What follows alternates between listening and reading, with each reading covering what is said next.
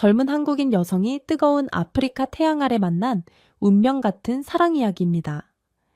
영상 시청하시기 이전에 구독과 좋아요를 눌러주세요. 저희에게 큰 힘이 됩니다.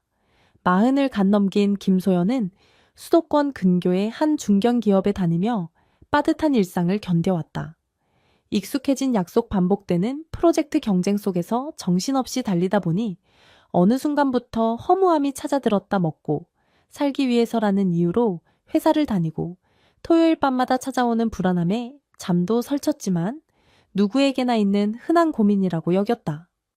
그런데 회사가 구조구 조정을 시작하면서 그녀의 부서는 가장 먼저 정리 대상이 되었다.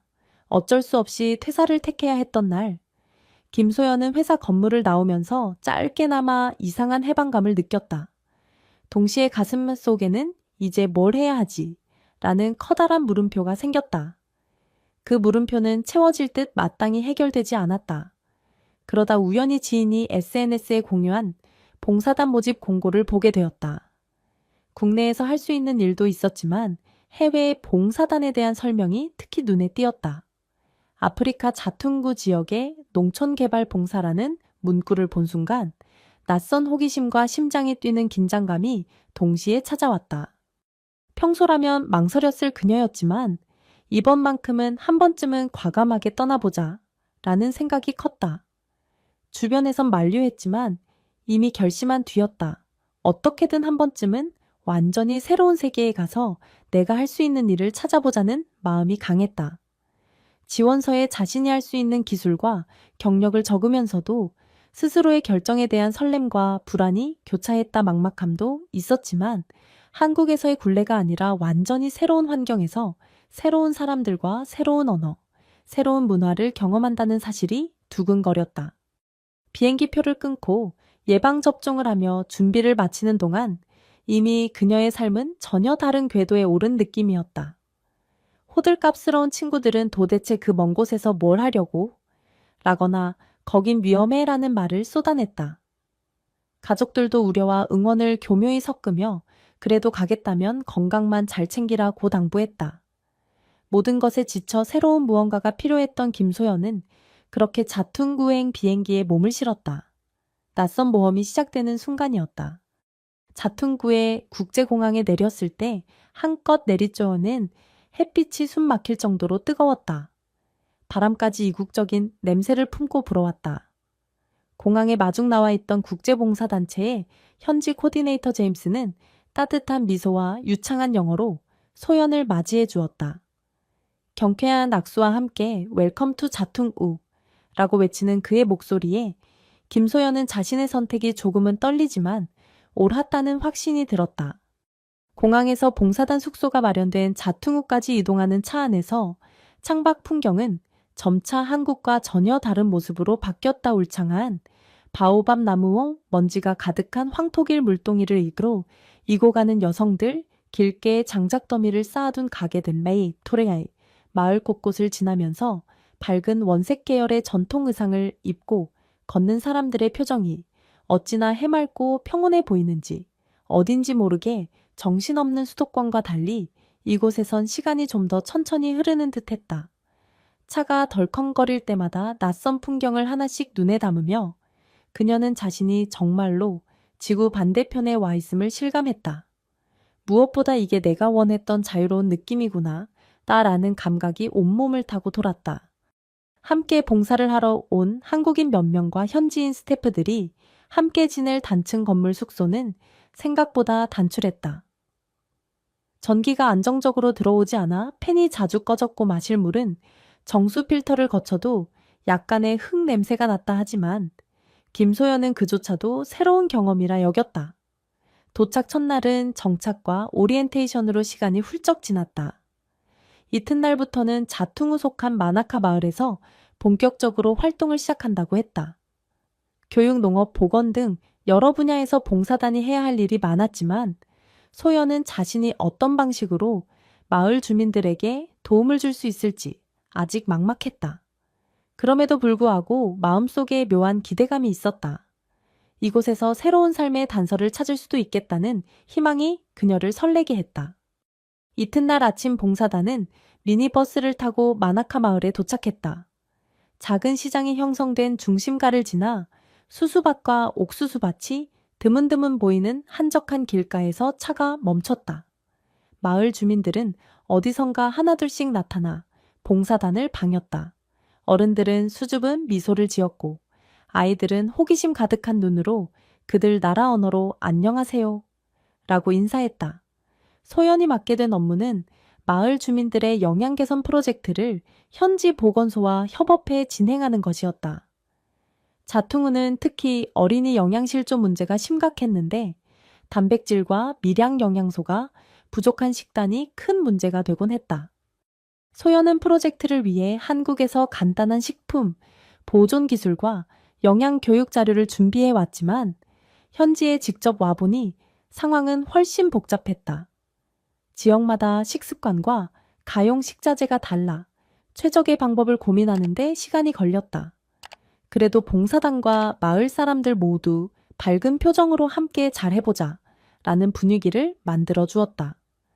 특히 마을 책임자로 불리는 주장이 친절하게 이것저것 알려주었다 도움을 주러 와줘서 고맙다. 이 마을은 적은 자원을 최대한 활용하려 노력하지만 아직 많은 도움과 교육이 필요하다라는 그의 말에 소연의 마음이 묵직해졌다. 자퉁 후 본부와 마나카 마을은 차로 50분 걸리는 거리여서 오전에는 마을에서 활동하고 오후에 숙소로 돌아오곤 했다. 마을에서는 주로 아이들을 돌보고 집집마다 방문해 식생활을 조사하며 작은 세미나로 여러 주민들에게 간단한 위생관념을 전파했다. 냄비나 물통의 위생 상태가 심각해 보일 때면 직접 행주를 들고 나서 함께 닦기도 했다. 그 과정 속에서 아이들의 제잘거림과 주민들의 순박한 표정을 가까이서 마주하면서 어느 순간 한국에서의 내 고민은 너무 사소했던 수도 있겠다 라는 생각이 들었다.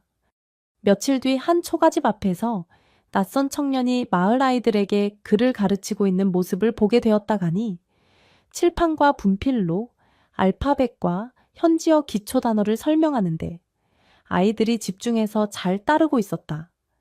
소연은 그 광경에 자연스럽게 발걸음이 멈춰 잠시 그 수업을 지켜보게 되었다. 이 친구는 마티아스야 마나카 마을에서 태어나 자랐고 부모님이 다 돌아가셨지만 혼자 힘으로 열심히 공부했어. 옆에 있던 현지 코디네이터가 속삭였다. 소연은 그 순간 문득 마티아스가 교과서를 들고 열정적으로 가르치는 모습에 시선이 빼앗겼다. 작은 칠판 앞에서 땀을 흘리며 아이들의 눈높이에 맞춰 설명하는 그의 태도는 진심이 가득해 보였다. 수업이 끝나자 마티아스는 소연을 발견하고 먼저 다가와 Hi, I'm Matthias. I heard you're working on nutrition projects here. Thank you for helping our people. 라며 부끄러운 듯 인사를 건넸다. 아직 영어 발음은 서툴렀지만 따뜻한 미소가 인상적이었다.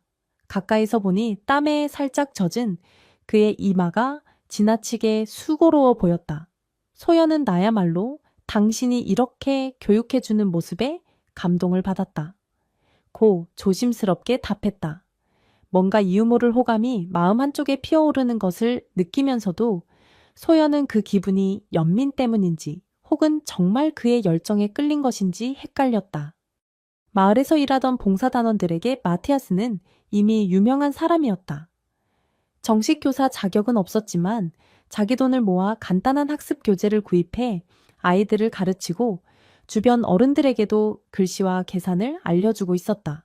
그뿐 아니라 시장이 서는 날에는 마을 주민들이 보다 합리적인 가격으로 물건을 사고 팔도록 돕는 일도 했다.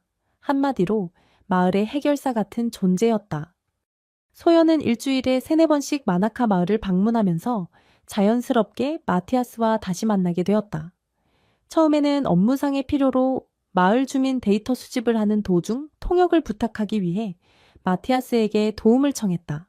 현지어를 영어로 때로는 서툰 한국어로 번역하려 노력하는 그의 모습은 순수했고 덤으로 든든했다. 동시에 소연은 점점 마티아스가 궁금해졌다. 어떻게 부모를 잃고도 이렇게 긍정적이고 활기찬 사람이 될 수 있었을까? 공부할 기회가 많지 않았을 텐데 왜 마을 아이들을 가르치는데 이토록 열정적일까? 소연에게 모든 것이 신비로웠다. 또한 한국에서 흔히 느낄 수 없었던 생활 방식과 가치관에 대해 마티아스는 막힘없이 이야기해 주었다. 우리는 가진 게 적어도 함께 나누면 모두가 조금씩은 더 나아질 수 있어요. 부모님이 돌아가셨을 때 저를 키워준 건 결국 이웃들이에요. 그 은혜를 갚고 싶을 뿐입니다. 그의 말에 소연은 잠시 아무런 대답도 할 수 없었다. 한국에서의 생활에서 치열한 경쟁에서 살아남아야 한다는 압박 속에서 절대 듣기 힘든 문장이었다. 반대로 여기에서는 함께 나누고 서로 돕는다는 것이 당연한 문화로 자리 잡고 있었다. 그 사실이 소연에게 큰 감동과 동시에 반성을 불러일으켰다. 둘은 서로의 일상을 교환하는 과정에서 조금씩 가까워졌다. 소연은 종종 번역 앱을 사용해 가며 현지어를 배우려 노력했고, 마티아스는 간단한 한국어 인사말을 궁금해했다. 서로 다른 언어와 문화에 대해 이건 정말 신기하네 라며 웃음꽃이 피었다. 마치 오랜 친구처럼 서서히 마음을 터놓는 시간이 늘어갔다. 어느 날 오후 업무가 일찍 끝나 소연이 혼자서 마을을 둘러보고 있었다 해가 뉘엿뉘엿할 때 주변을 살피던 마티아스가 그녀에게 다가왔다. 혹시 시간이 된다면 같이 마을 강가에 가볼래요? 아주 작은 가을 같은 곳인데 제가 좋아하는 곳이에요. 순간 소연의 가슴이 조용히 뛰기 시작했다. 망설임 없이 좋아요 라고 답했다가 아니라 하기엔 수량이 많지는 않았지만 은은하게 물소리와 바람소리가 어우러지는 곳이었다. 아이들이 물장구를 치고 어른들이 빨래를 하는 모습이 평화로웠다. 둘은 졸졸 흐르는 강가를 따라 천천히 걸으면서 이야기를 나누었다. 오전에는 아이들에게 글을 가르치고 오후에는 어른들에게 농업 기술을 전수하고 있죠. 그러다 밤이 되면 전등이 없는 집, 아이들을 위해 호롱불을 들고 찾아가기도 해요. 마티아스의 하루 일과는 굉장히 분주해 보였다. 그럼에도 피곤해 보이지 않고 오히려 삶의 보람과 즐거움으로 가득 차 있었다. 왜 그렇게까지 열심히 해요? 분명 힘들 텐데 힘들죠. 하지만 이 마을이 발전하려면 교육이 최우선이에요. 저도 많이 배우지 못했지만 그걸 알기에 더 노력해야 한다고 생각해요. 난 언젠가 이 마을에 학교를 세우는 게 꿈이에요. 그가 툭 내뱉은 꿈은 결코 작지 않았지만 당연하다는 듯한 목소리였다. 소연은 그 말을 듣는 순간 설명할 수 없는 감정이 북받쳐 올랐다. 마치 자신의 가슴이 따뜻해지는 느낌이었다. 그러나 곧 현실적인 생각이 들었다. 나는 한국인이고 여기 있는 건 봉사활동 기간이 끝나면 돌아가야 하는 제한된 시간 아닌가. 몇 달 뒤면 다시 한국으로 돌아가야 한다는 사실이 마음 한편에 큰 짐처럼 느껴졌다. 마티아스의 따뜻함에 점점 이끌리는 걸 느끼면서도 소연은 알 수 없는 망설임에 휩싸였다. 시간이 흐르며 소연과 마티아스의 교류는 더욱 잦아졌다. 프로젝트 업무가 아니어도 마을을 방문할 때마다 둘은 일상을 공유했고 커피 한 잔 대신 옥수수차를 함께 마시며 웃고 떠들었다. 때로는 외국인이 드물게 지나는 시장을 함께 돌아보기도 했다. 옥수수 가루, 땅콩 기장 등을 나르는 중에도 끊임없이 이어지는 대화 속에서 둘은 점점 더 서로를 알게 되었다. 하지만 어느 날 봉사단 내부의 긴장감이 감돌기 시작했다.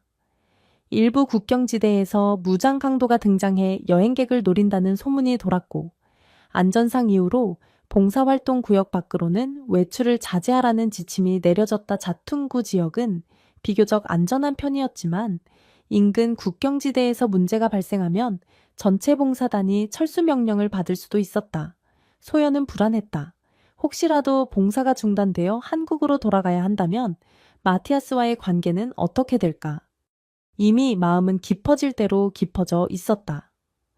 그와 함께 있으면 세상에 이렇게도 순수하고 열정적인 사람이 있구나 싶었고 한국에 두고 온 번잡한 일상이나 개인적 고민이 모두 사소해 보였다. 그 감정이 연민이나 동정이 아니라 진짜 사랑에 가까운 감정이라는 걸 소연은 점점 더 뼈저리게 느꼈다. 그러나 주변 시선도 만만치 않았다. 현지인들과 봉사단원들 사이에서도 한국인이 현지 청년과 그런 감정이 드는 건가 하는 수근거림이 있었다. 아직 공공연하게 말하는 사람은 없었지만 둘이 함께 있는 모습을 보고 고개를 갸웃거리는 시선이 느껴졌다. 봉사단원 중 몇몇은 소연에게 걱정 반, 호기심 반으로 물었다. 진짜야? 혹시 헛된 기대감을 주면 안 되지? 한국으로 돌아가면 어떻게 하려고 같은 질문도 쏟아졌다 하지만 소연에게 이런 방해 요소들은 이미 커져버린 마음을 막기엔 부족했다. 마티아스와 함께 있는 순간 그녀는 마치 전혀 다른 차원의 삶을 사는 듯한 벅찬 느낌을 받았다.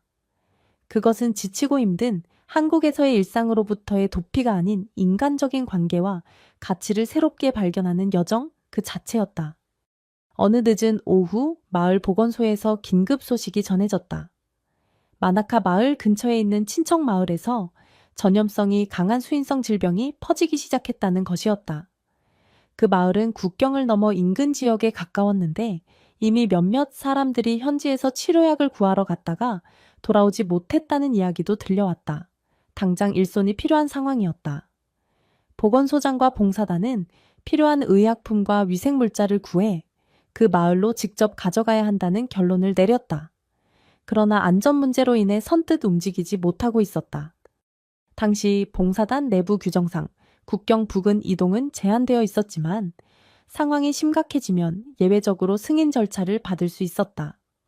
소연은 통역과 현지 상황 파악을 위해 함께 가겠다고 자원했다. 문제는 누가 그녀를 안내해 줄 것인가 하는 부분이었다. 마티아스는 주저없이 자신이 가겠다고 했다. 위험하긴 하지만 그 사람들을 그냥 두면 더 많은 희생자가 생길 거예요. 우리 마을 사람들도 서로 돕는 걸 당연하게 여깁니다. 그의 결심은 확고해 보였다. 그렇게 소규모 봉사팀이 구성되었고 낡은 트럭에 의료 물자를 실어 국경 근처 친척 마을로 향했다.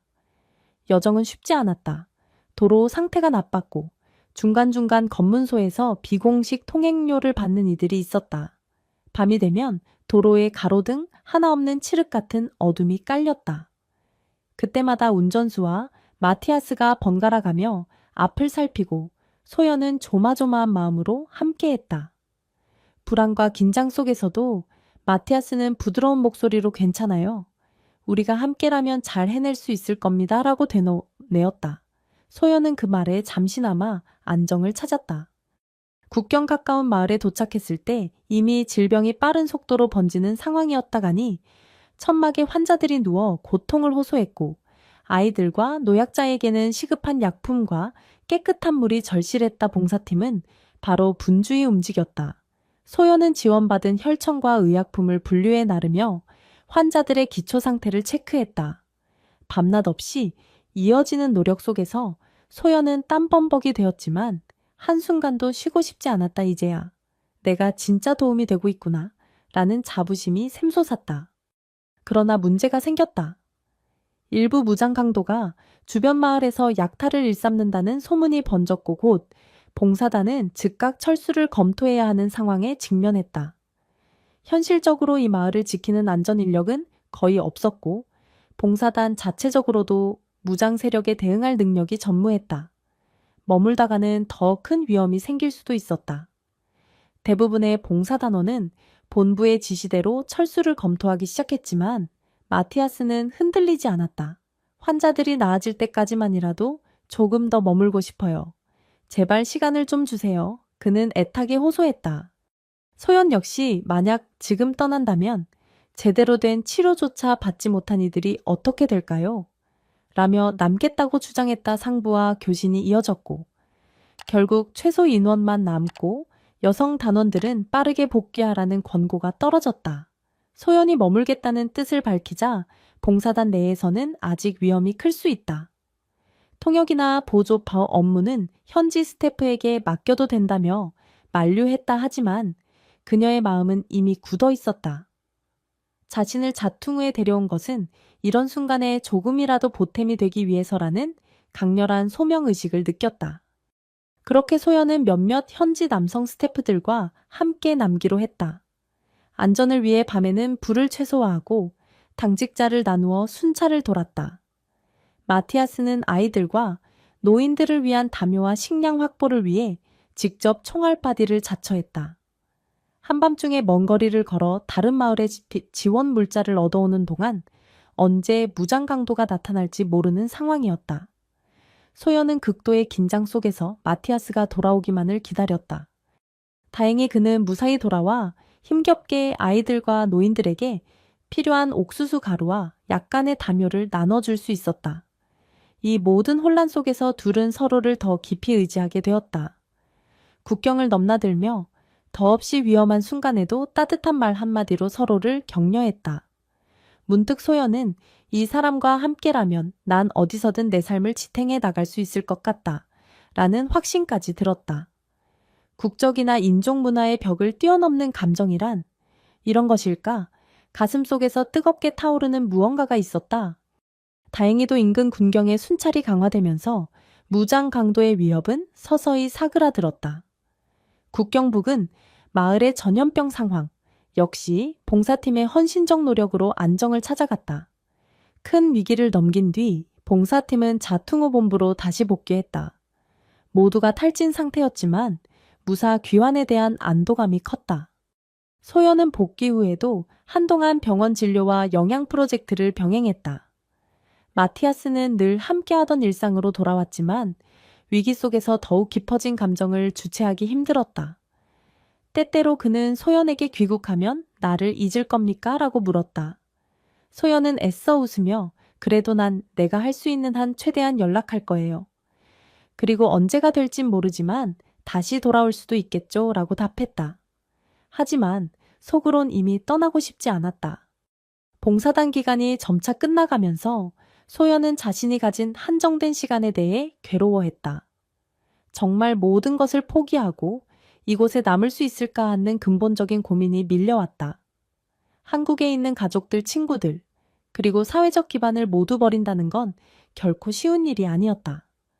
그럼에도 불구하고 마티아스가 보여준 사랑과 헌신, 그리고 그가 그려나가는 마을의 미래에 자신도 동참하고 싶은 열망이 강하게 일었다. 결국 소연은 마티아스에게 솔직한 심정을 털어놓기로 결심했다. 어느 주말 오후 둘은 언젠가 함께 걸었던 강가를 다시 찾았다. 이번에는 아이들도 없고 빨래를 하는 사람들도 없어 고요했다. 강물은 여전히 잔잔한 소리를 내며 흐르고 있었다. 마티아스, 사실 내가 얼마 후면 한국으로 돌아가야 한다는 거. 알아요. 그렇죠? 네, 알고 있어요. 봉사 기간은 정해져 있으니까. 근데 나 솔직히 돌아가고 싶지 않아요. 이 마을, 그리고 당신과 함께하고 싶어요. 하지만 내가 남는다고 해서 이곳 생활을 잘 해낼 수 있을지 모르겠어요. 소연이 말을 잇지 못하자 마티아스는 조용히 그녀의 손을 잡았다. 두렵겠죠. 하지만 나는 믿어요. 당신이 이곳에서 나와 함께할 수 있다면 우린 틀림없이 해낼 수 있을 거예요. 한국에서의 편안한 삶과 이곳의 열악함은 비교가 안 될 수도 있어요.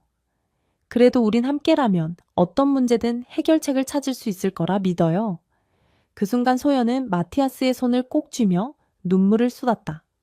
그녀가 진정으로 바라던 건 함께 어려움을 나누자는 말 한마디였다.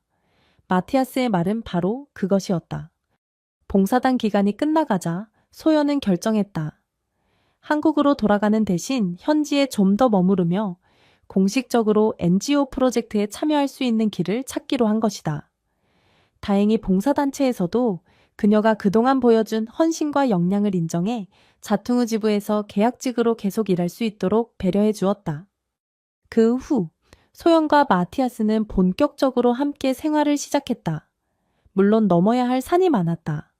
결혼 서류 처리 문제부터 언어와 문화의 간극 경제적 안정을 위한 고민까지 하지만 둘은 포기하지 않았다. 한국에 있는 소연의 부모님을 설득하기 위해 동영상을 찍어 보내기도 했고, 마티아스가 현지어와 영어로 진심 어린 편지를 써 한국어 번역본을 첨부하기도 했다. 소연의 부모님은 처음에는 당황했지만 딸의 진지한 표정과 행복하다는 목소리에 서서히 마음을 열기 시작했다. 결국 2년 후 소연과 마티아스는 간소하게 자퉁우 전통 예식을 치렀다. 그날 마을 사람들은 모두 축복해 주었고 아이들은 노래를 부르며 둘을 향해 손뼉을 쳤다. 소연이 한국에서 가져온 작은 스피커로 축가를 대신 틀자 음악 소리에 맞춰 모두 춤을 추었다. 국경을 넘어선 사랑이 마을을 환하게 물들였다. 이후 소연은 계속해서 영양 개선 프로젝트를 이끌어갔고, 마티아스는 아이들을 위한 작은 공부방을 더 확장하기 위해 열심히 일했다. 주변 교회에서 교재와 책걸상을 기부받아 점차 마을 교육 시스템을 개선했다. 한국의 지인들도 소식을 듣고 중고 도서를 모아 택배로 보내주었다. 소연은 가끔씩 한국에 돌아가서 가족들과 시간을 보내고 원조 연계 사업을 논의하기도 했지만 이제 그녀의 진짜 집은 마나카 마을이었다. 땀 냄새 가득한 붉은 흙길과 밭에서 자라나는 옥수수, 매일같이 굽어보는 바오밥 나무와 맑은 하늘 그곳엔 그녀가 사랑하는 사람과 그녀가 꿈꾸는 미래가 함께 있었다. 이렇게 김소연은 더 이상 한국을 그리워하며 바쁘게 살던 자신이 아니었다. 이제 그녀는 이 땅 위에서 한 사람의 아내이자 마을의 친구로서 충실히 살아가고 있었다. 국경을 넘어서는 사랑이라 불릴 수도 있지만 정작 그녀에게는 그저 너무나 당연하고 자연스러운 일이었다. 사랑의 국경이란 결국 인간이 만들어낸 허상이라는 것을 두 사람은 온몸으로 증명해 보이고 있었다. 오늘도 시청해 주셔서 감사합니다. 영상이 유익하셨다면 구독과 좋아요, 댓글까지 부탁드리겠습니다.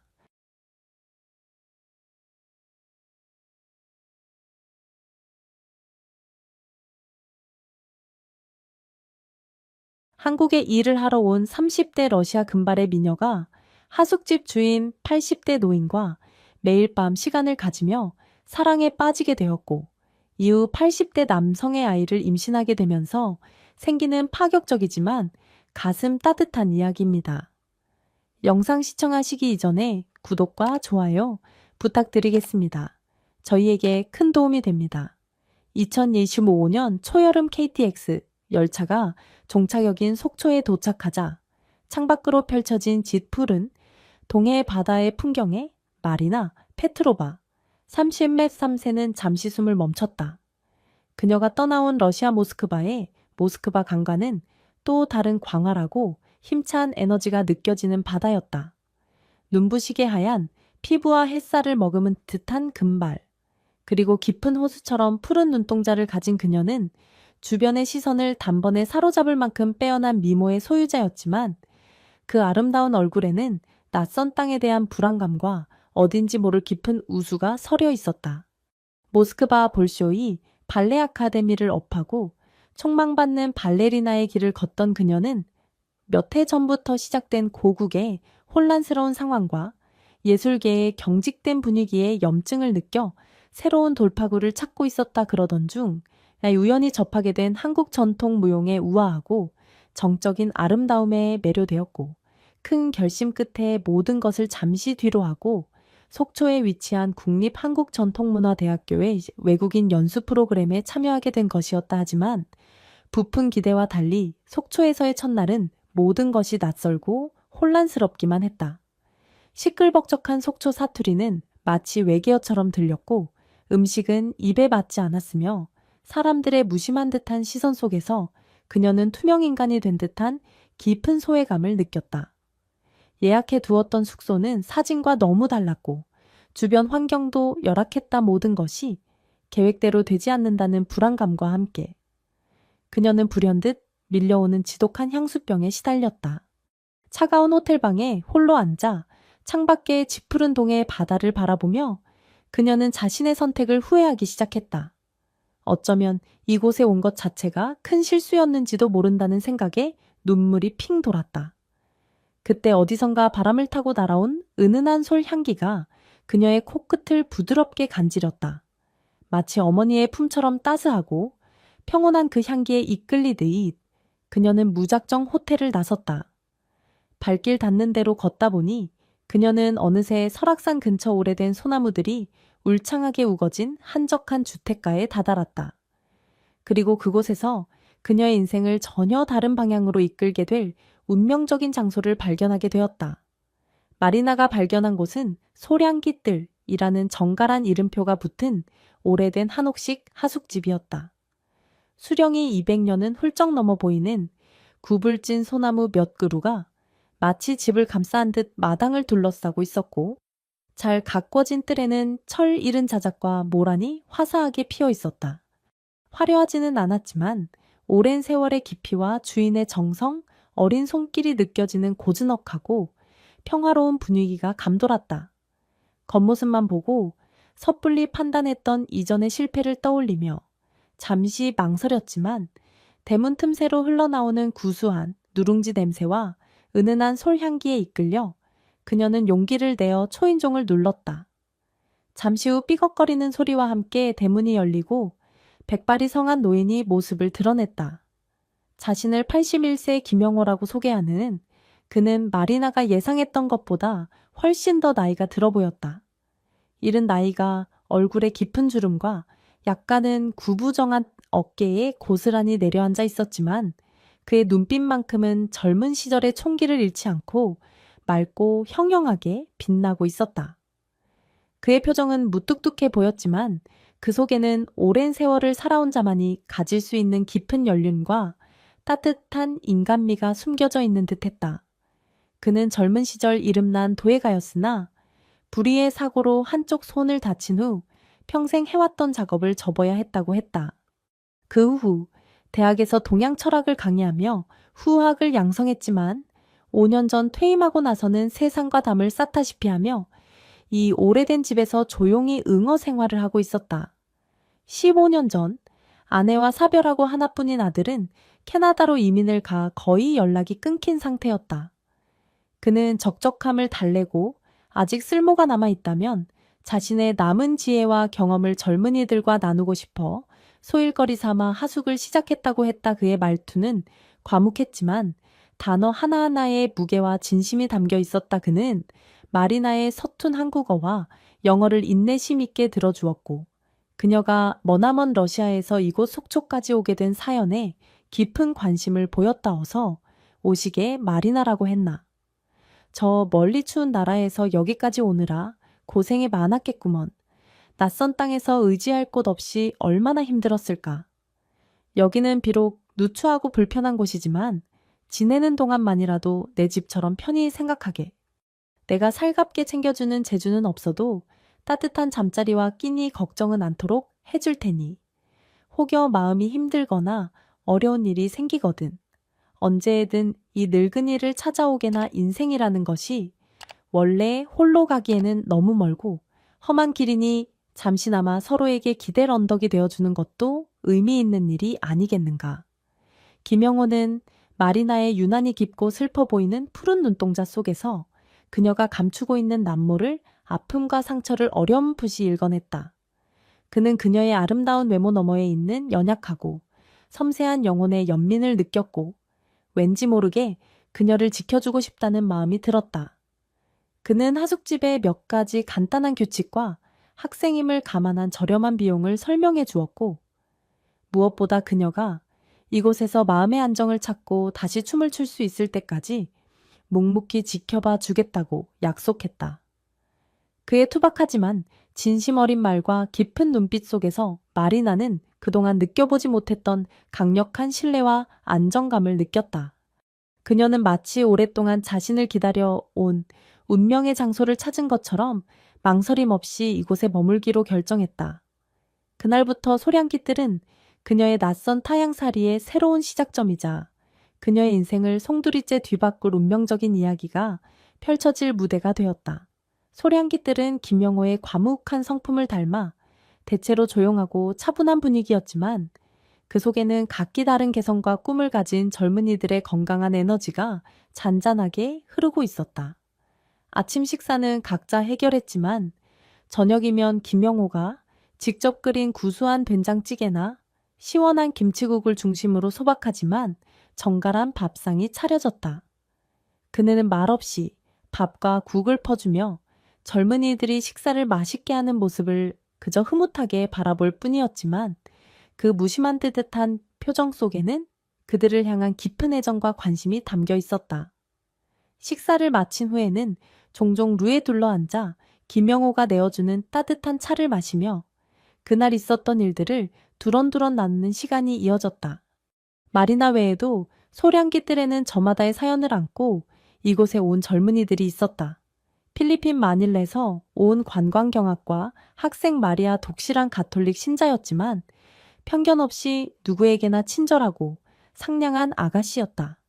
그녀는 늘 밝은 미소로 사람들을 대했으며 낯선 한국 생활에 어려움을 겪는 마린에게 먼저 다가가 친구가 되어 주었다. 마리아는 할랄 음식 정보를 알려주거나 가톨릭 문화에 대해 설명하며 마리나가 문화적 차이를 극복하고 적응할 수 있도록 도왔다. 특히 마리나가 마음이 힘들 때면 조용히 곁에 앉아 성경 구절을 읽어주거나 내 따뜻한 위로의 말을 건네며 그녀의 가장 든든한 정신적 지지자가 되어 주었다. 아르헨티나 부에노스아이레스에서 온 루카스 보기만 해도 유쾌한 에너지가 넘치는 청년이었다.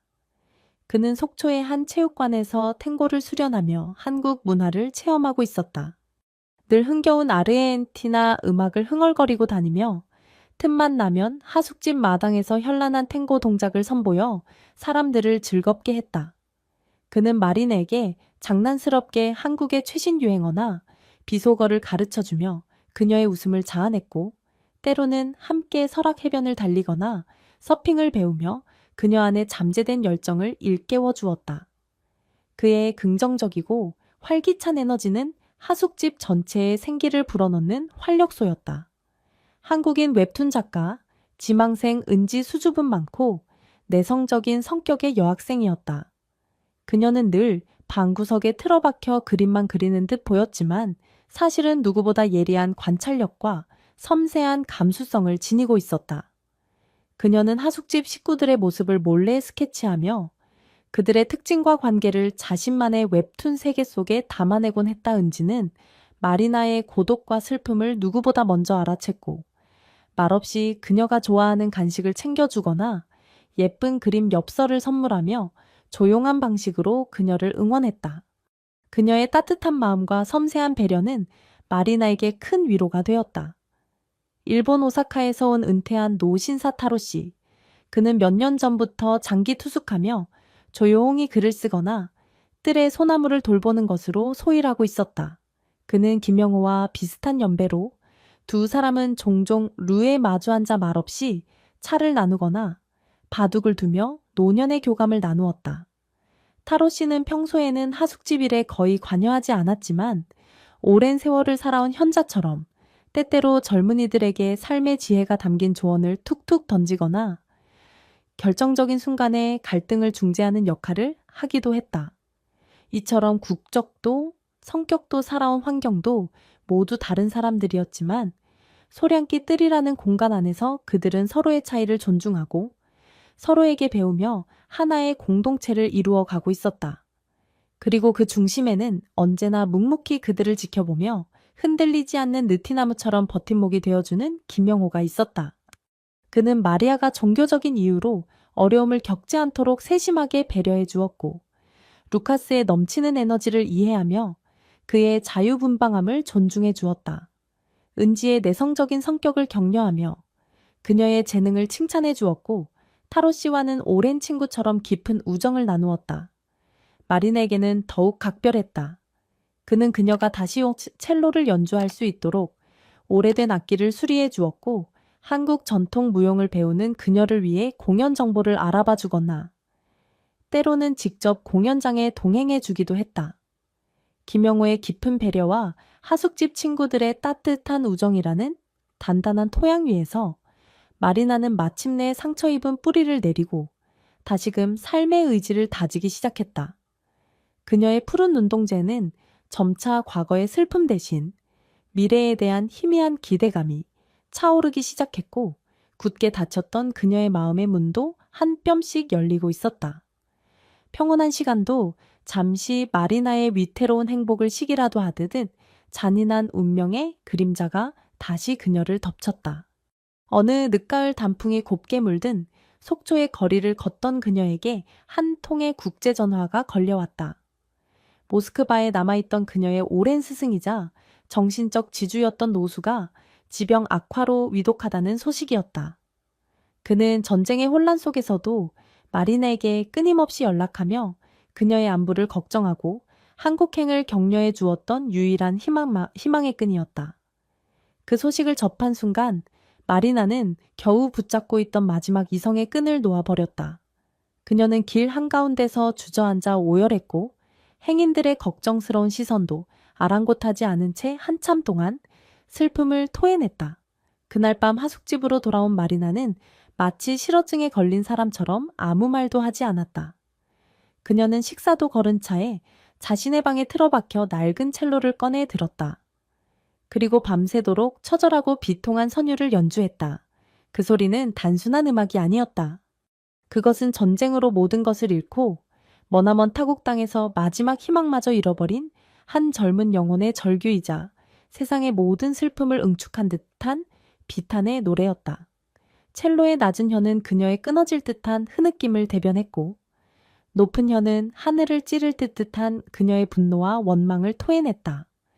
하숙집 식구들은 숨죽인 채 그녀의 연주를 들으며 함께 가슴 아파했고 김영호는 뜬 눈으로 밤을 지새우며 그녀의 고통을 자신의 고통처럼 느끼고 있었다. 다음 날 마리나는 첼로를 든 채 호련히 하숙집을 나섰다.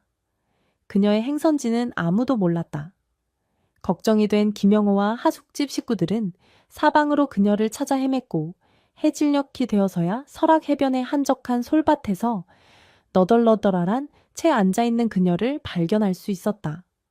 그녀의 발밑에는 부서진 첼로 조각들이 어지럽게 널려 있었다. 절망감에 사로잡혀 자신의 분신과도 같은 악기를 부셔버린 것이었다. 그 처참한 광경 앞에서 모두는 할 말을 잃었다. 김영호는 조용히 마린에게 다가가 그녀의 어깨를 감싸 안았다. 그의 커다랗고 투박한 손길에는 어떤 꾸짖음이나 동정이 아닌 그저 깊은 이해와 연민만이 담겨 있었다.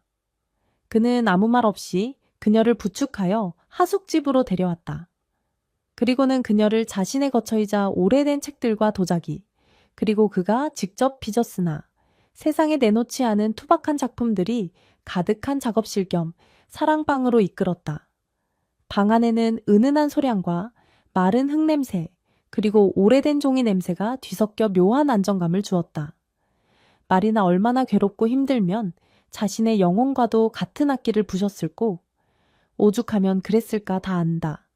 김영호는 따뜻한 대추차를 내밀며 나지막하지만 힘있는 목소리로 이야기를 시작했다. 그는 젊은 시절 촉망받던 도예가였으나 불의의 사고로 오른손의 신경을 크게 다쳐 더 이상 정교한 작업을 할 수 없게 되었던 절망의 순간에 대해 이야기했다. 모든 것을 포기하고 싶었던 그때 그를 다시 일으켜 세운 것은 다름 아닌 흙의 정직함과 불의 강인함, 그리고 깨지고 부서져도 다시 새로운 형태로 태어날 수 있다는 도자기의 속성이었다고 했다. 그는 깨진 도자기 조각들을 하나하나 이어 붙여 만든 자신의 오래된 작품 하나를 마린에게 보여주었다. 완벽하지는 않았지만 그 속에는 상처와 고통을 딛고 일어선 강인한 생명력과 예술혼이 고스란히 담겨 있었다. 인생이란 것이 어쩌면 이 깨진 도자기와 같은 것인지도 모르겠다. 예기치 못한 시련으로 산산조각 나기도 하고 깊은 상처가 남기도 하지만 중요한 것은 그 조각들을 어떻게 다시 이어붙여 새로운 의미를 만들어가느냐 하는 것이지 부서졌다고 해서 끝나는 것이 아니란다. 오히려 그 상처와 균열 속에서 더 깊고 단단한 아름다움이 피어날 수도 있는 법이지. 네 안의 슬픔과 절망도 마찬가지다. 지금은 온 세상이 무너진 듯 고통스럽겠지만 그 아픔을 온전히 겪어내고 나면 너는 분명 이전보다 훨씬 더 강하고 깊이 있는 예술가로 그리고 한 인간으로 성장해 있을 것이다. 그러니 부디 희망을 놓지 말아라. 네 안에는 그 어떤 시련도 이겨낼 수 있는 강인한 생명력이 숨쉬고 있단다. 내가 그것을 보았다. 영호의 깊은 눈빛과 삶의 연륜에서 우러나오는 지혜로운 말들은 마치 마법처럼 마리나의 얼어붙었던 마음을 녹이고 그녀의 영혼 깊은 곳에 잠들어 있던 희망의 불씨를 다시 지폈다. 그녀는 그의 거칠지만 따뜻한 손을 잡고 한참 동안 눈물을 흘렸다. 그것은 더 이상 절망의 눈물이 아니었다. 그것은 위로와 감사, 그리고 다시 시작할 수 있다는 희망의 눈물이었다. 그날 밤 마리나는 아주 오랜만에 악몽을 꾸지 않고 깊은 잠을 잘 수 있었다. 그녀의 곁에는 이제 세상 그 무엇과도 바꿀 수 없는 든든하고 지혜로운 버팀목 같은 존재 김영호가 있었기 때문이었다. 그리고 그녀의 심장 깊은 곳에서는 그를 향한 존경과 감사를 넘어선 아주 특별하고 운명적인 사랑의 감정이 거센 파도처럼 밀려오고 있음을 느꼈다. 스승의 위독 소식 이후 마리나는 이전과는 확연히 다른 모습으로 김영호를 대하기 시작했다. 그녀는 더 이상 그를 단순한 하숙집 주인이나 보호자로 여기지 않았다. 그는 그녀에게 스승이자 아버지 친구이자 연인이었으며 그녀의 상처 입은 영혼을 온전히 이해하고 보듬어주는 유일한 존재였다. 그녀는 자신의 모든 것을 그에게 의지했고 그의 곁에서 비로소 진정한 평안과 안정감을 느꼈다. 밤늦도록 이어지는 그들의 대화는 더욱 깊고 내밀해졌다. 그들은 서로의 눈을 바라보며 문학과 예술 삶과 죽음, 그리고 사랑에 대해 끝없는 이야기를 나누었다. 마리나는 김영호의 해박한 지식과 깊은 통찰력에 감탄했고 그의 투박하지만 진심 어린 위로와 격려 속에서 잊고 있었던 삶의 열정을 되찾아갔다. 그녀는 그의 주름진 미소에서 따뜻함을 발견했고 그의 거친 손길 속에서 강인함을 느꼈으며 그의 깊은 눈빛 속에서 자신을 향한 뜨거운 연정을 읽었다. 그녀는 자신이 걷잡을 수 없이 그에게 빠져들고 있음을 알았지만 동시에 서로 8살이라는 엄청난 나이 차이와 세상의 편견 앞에서 끊임없이 갈등하고 번민했다. 김영호 역시 마리나를 향한 자신의 감정이 더 이상 주체할 수 없는 지경에 이르렀음을 깨달았다.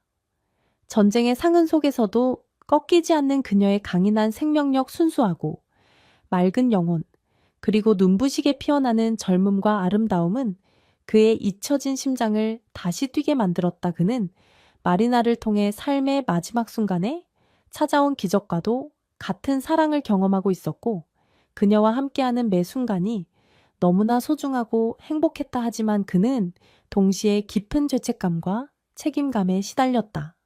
자신의 늙고 병든 육신이 과연 그녀의 찬란한 젊음을 온전히 품어줄 수 있을까? 혹시라도 자신이 그녀의 인생에 씻을 수 없는 상처와 짐이 되는 것은 아닐까 하는 두려움이 그를 괴롭혔다.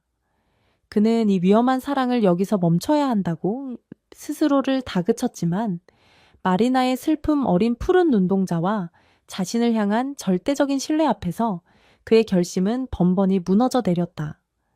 그는 이미 그녀 없이는 살아갈 수 없는 존재가 되어버렸음을 인정해야만 했다. 그렇게 서로를 향한 깊은 사랑과 현실의 높은 벽 사이에서 아슬아슬한 외줄타기를 이어가던 어느 눈 내리는 겨울밤.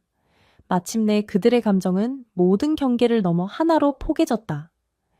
그날은 유난히 많은 눈이 내려온 세상이 하얗게 뒤덮였고 하숙집들의 소나무 가지 위에도 소복하게 눈꽃이 피어 있었다. 하숙집 식구들은 모두 각자의 방에서 조용한 시간을 보내고 있었고 거실에는 벽난로의 장작 타는 소리와 마리나가 연주하는 바흐의 무반주 첼로 조곡만이 낮게 흐르고 있었다. 영호는 안락 의자에 앉아 눈을 감고 그녀의 연주에 귀 기울이고 있었다. 그녀의 연주는 이전과는 달리 깊은 슬픔 속에서도 한 줄기 희망과 따뜻한 온기를 품고 있었다. 연주가 끝나고 방 안에는 고요한 침묵만이 감돌았다. 마리나는 조용히 첼로를 내려놓고 영호의 곁으로 다가갔다. 그리고 떨리는 손으로 그의 거칠고 주름진 손을 잡았다.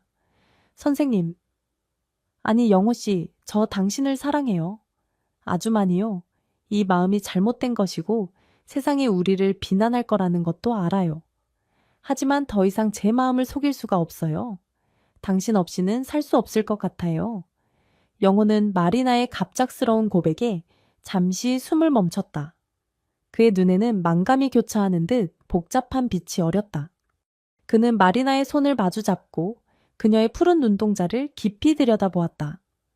그 속에는 두려움과 망설임 대신 오직 자신을 향한 순수하고 절실한 사랑만이 가득 담겨 있었다.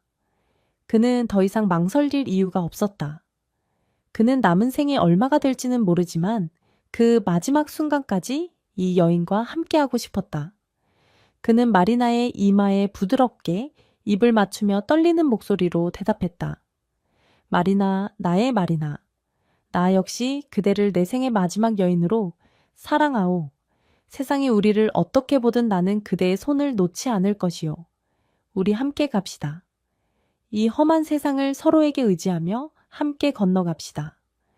눈 내리는 겨울밤, 벽난로의 따뜻한 불빛 아래 두 사람은 서로를 뜨겁게 끌어안았다. 소녀 8살이라는 세월의 간극도, 국적과 문화의 장벽도, 세상의 그 어떤 편견과 시선도 그들의 진실한 사랑 앞에서는 아무런 장애가 되지 못했다.